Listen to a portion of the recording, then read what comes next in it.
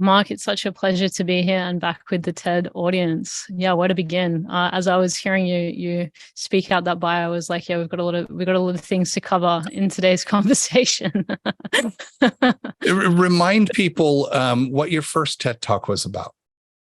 My first TED Talk at Oxford University was Love is the Ultimate Life Hack. And I think back to 2018, I just launched my first book, Love Out Loud. And what a time that was. That TED Talk was actually the first time I ever presented on that Oh, on that subject matter, because it was sort of days apart from when I launched my book to when I did that TED Talk.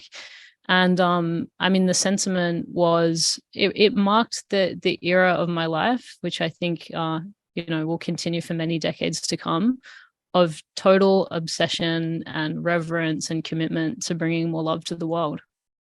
you've I think I heard you said you had 1 million people in an online meditation. Is that correct? 100,000 people. Hundred Yeah. thousand. Okay, I'm off by a zero, but it was a very large number.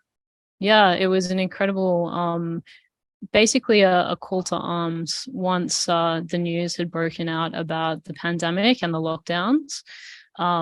It was an interesting story. I had a world tour that I was weeks away from leaving for, Oh, and that included, speaking on amazing stages and running retreats all over the world, and kind of like I felt like I was at the precipice. And I think this is a common story of kind of the dreamscape, of my career, and then boom, I just happened to be transiting through Australia mm.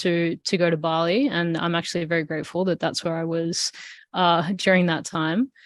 And I just remember feeling when my assistant called me and said, you can't, you can't travel, this feeling of just despair and dread, and this immediate kind of reminder that came simultaneously of, your whole message is to choose love over fear. And this is the Mm. ultimate test of being able to choose love, in that moment. And because I really do see love as a practice, and Love Out Loud promotes love as a practice, an actionable skill set that all of us can not only attain but become better and better at, and by nature, because I really think it's so intrinsic when we start to choose that in our lives. I started to dream up, what's the most radical act of love we as a team could do during this kind of epidemic of fear that and uncertainty and anxiety that took over the world. And I started to, put a few feelers out around a global meditation, and we called it Meditate for Love. And it was one of the most remarkable campaigns I've ever facilitated, Mark, because within 4 days, we had some of the world's leading spiritual teachers, communities, all come together and unify to co-stream and promote this campaign. Mm. And it was a remarkable thing to experience. And what it made me realize from a kind of conceptual point of view is, when love is the most challenging to choose, it therein lies the greatest reward, Mm. and the greatest momentum. So fast forward, though we didn't get through COVID very fast, but fast forward now to summer 2023. We've talked a lot on the show about how COVID changed the trajectory of, I won't say all of us, I will say most of us. It felt like it did change. The word pivot got used a lot in those Sure. first few months. An entrepreneur's dream. Yeah. Yeah, before we were ready. we had to pivot. And one of the things that really interested me about your work is that the entrepreneur side of that got you really interested in this, understanding the science of emotions, right? Emotion is something we do in improv, right? Show your emotions, and your whole movement is based on that. However, I'm curious, when did you say to yourself, or someone you got in a conversation, that we need to understand the science of how the human body is reacting here to have a more solid foundation? Yeah, it's a brilliant question. And most of my bios that you can find read first and foremost that I'm a philosopher. And so I think historically philosophers and scientists have been perceived as kind of in this Yep. combative, Sure. relationship. It And may be more yin yang. yeah, exactly. I actually think it's very synergistic and very Yeah. complementary. And science takes us to where science has taken us to, and philosophy to me is kind of the ability to continue to dream beyond. And science kind of follows that same trajectory. And my philosophy was anchored in active listening from the very beginning. And the very profound thing about listening, and you of all people to understand this, to hundreds and then thousands and then tens of thousands and then hundreds of thousands of stories, is you start to see these patterns. And after, the first 5,000 stories that I sat and listened to in doing some of the origin work as an entrepreneur, which for me was going into communities, assimilating with the community, and building what I called emotional infrastructure with the community. So it was essentially capacity building, community capacity building, Sure. but by focusing on the emotional intelligence of that community. And I worked with so many different types of people, in remote communities, teenagers, in cities, in corporations, in parliament, and the patterns were so consistent. When you could look beneath the details of the story, which on the outside, on the superficial layer, looked like there was nothing in common with each other. When you could really listen beneath that, what we were seeking, the way that we responded to things that our nervous system perceived as threat, that we didn't have the capacity to be present with, the human DNA, the human physiology, the human neurology, go figure, is completely consistent. And the more I observed this, the more I realized, wow, we have a spectrum, a variety of, trillions, infinite amounts of things we can experience as a human. But there was this consistent theme that I continued to see, where if someone felt safe and could relax, they were open to love and to being in a loving state and a compassionate state. And when someone felt threat, they felt contracted and closed. And to me, as a facilitator, before I started to develop technology and really go into the science, that was so consistent that I was compelled to really infuse my methodology of how I was working with people with that very understanding and that very principle. So whenever there was a, reaction or a contraction with an individual or a community that I was working with, my process with them would be to get them to relax into the very thing that they were resistant to. To be able to find love within the friction. And over many years, it was incredibly successful. Schools and communities at large that were really disenfranchised, that had high rates of suicide and violence, were finding healing.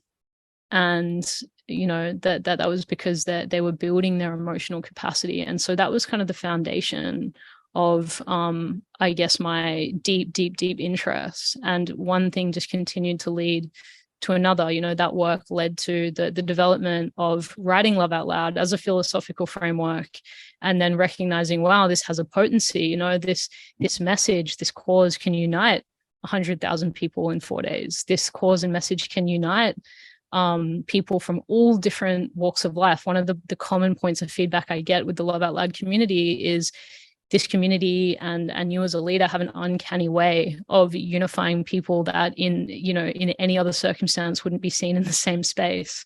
You've got 90-year-olds and 18-year-olds. You've got people from different religions, different belief systems, different socioeconomic classes and tiers of education and occupation.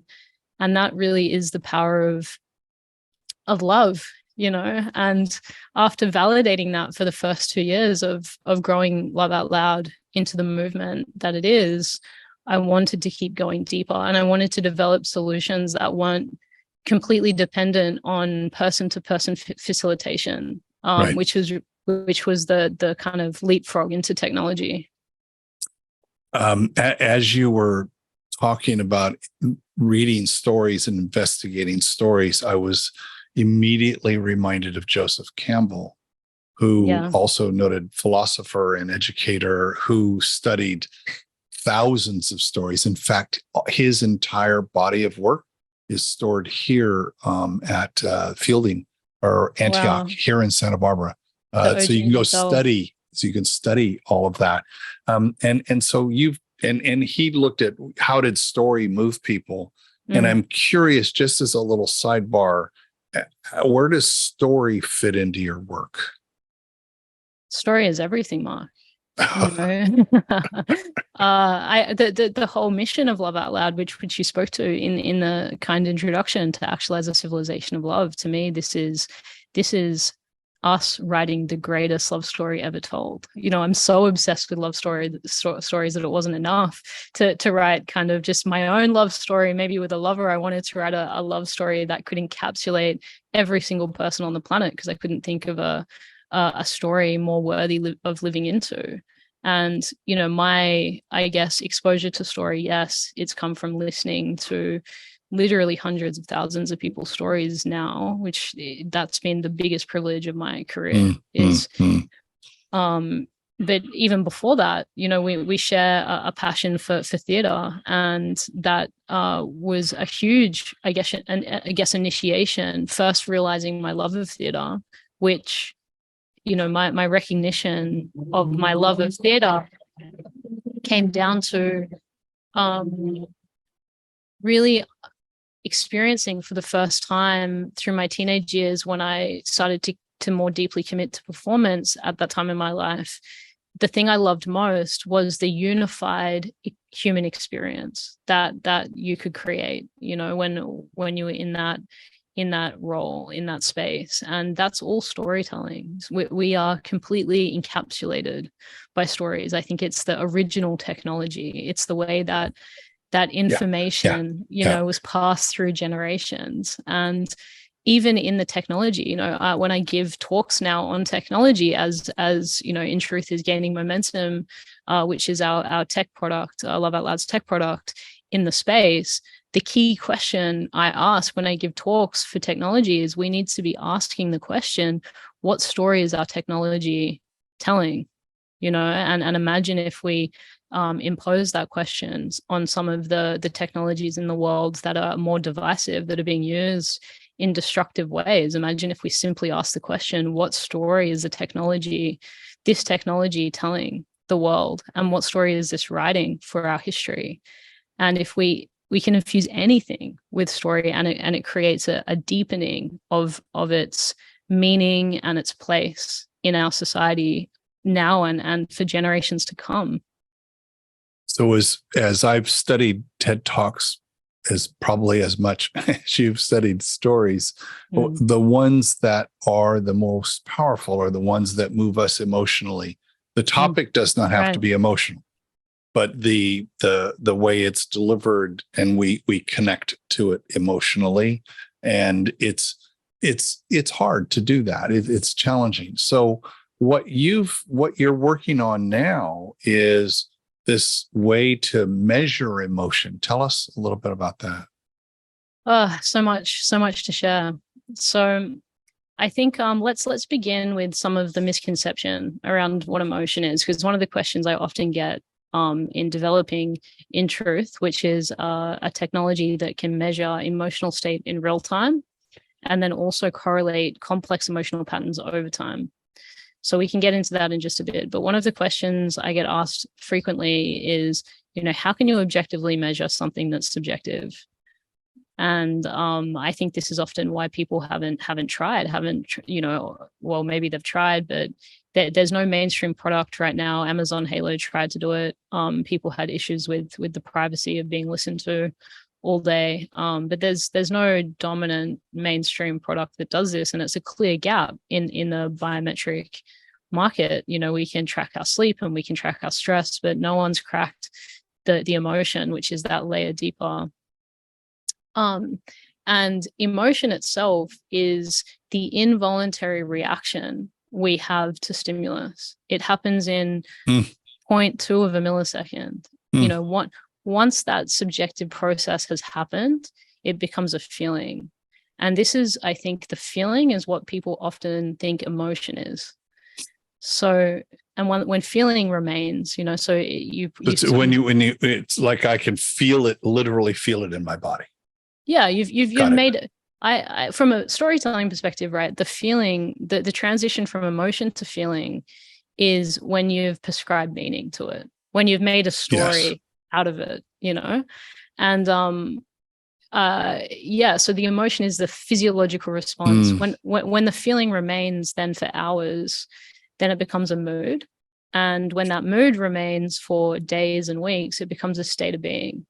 And so when people like Dr. Joe Dispenza say, you've got to rehearse the version of you that you want to be, things like this, it's because that emotion has become a feeling, has become a mood, has become a state of being, which has now become your baseline. You're so practiced at it that it's become the baseline way that you experience life. Now, state change, I think more simply known as true behavioral change, is often the problem that no one wants to touch because it's seen to be the most complex. Now, what if we could create an intervention that happens at that instantly as that physiological reaction, which is really what your nervous system is saying about your environment. Now, think about that in relation to what I just shared about my observations of love and fear. So that knee-jerk response that is keeping people in a constant state of limitation. Ultimately, this is what is affecting your ability to seize opportunities, to be open to life, to be able to be more expansive and dream bigger in your world. There's a imprint, or many imprints in your nervous system, which is creating that physiological response that is, emotional negativity in some way. And the way emotions clinically mapped is through what's called valence and arousal. So what you've done then is figured out a way to map that and capture it and put it in an app. But thank you for helping us understand that this can be done. Yes, it can be. It really